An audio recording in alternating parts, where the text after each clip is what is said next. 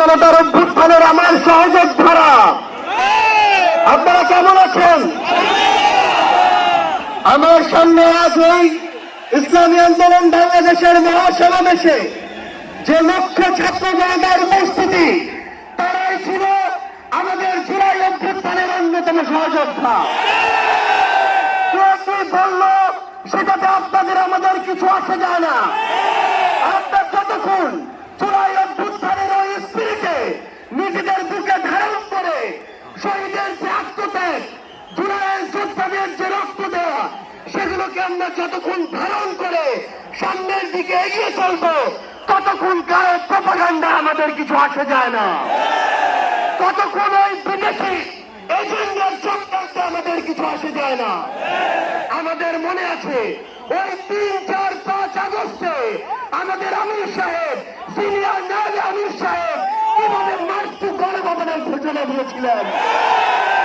আমরা স্পষ্ট করে আপনাদেরকে একটা কথা বলি, এই 24 পরবর্তী বাংলাদেশে আমরা যারা অভ্যুত্থানের সহযোদ্ধা ছিলাম, আমরা যদি ঐক্যবদ্ধ থাকি, আগামীর বাংলাদেশে আর কোন ফ্যাসিস্ট কোন নামে কোন ব্যক্তিকে সামনে রেখে কোন দলকে সামনে রেখে এই বাংলাদেশে দাঁড়াতে পারবে না।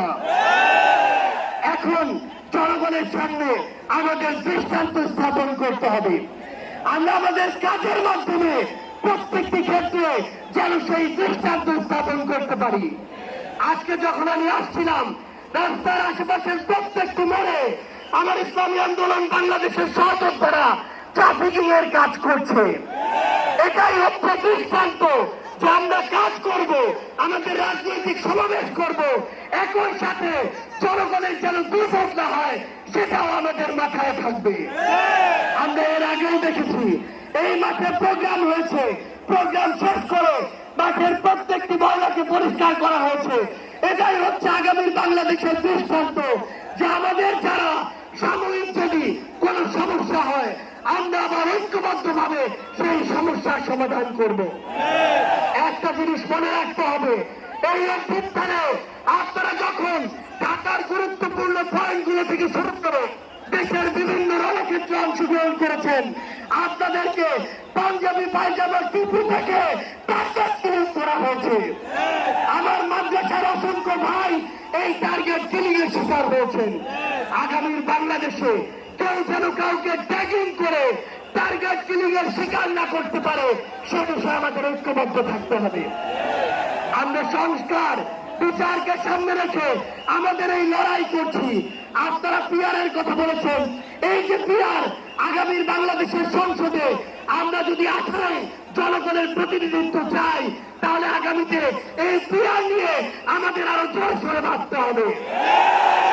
আমরা আপনাদেরকে স্পষ্ট করে আমাদের জাতীয় নাগরিক পার্টি এনসিপির পক্ষ থেকে অঙ্গীকার করি, বাংলাদেশের প্রশ্নে, জনগণের প্রশ্নে আপনারা যদি ঐক্যবদ্ধ থাকেন, আপনাদের সাথে কাঁধে কাঁধ মিলিয়ে 24-এর মতো এনসিপি আবার আগামীর বাংলাদেশে লড়াই করবে।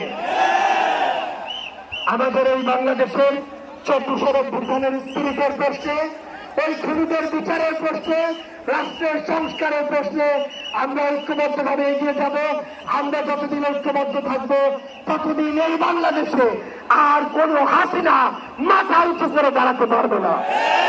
ইনশাআল্লাহ আপনাদের সাথে আমাদের আবারও দেখা হবে রাজপথের লড়াইয়ে অথবা বিজয়ে। ততদিন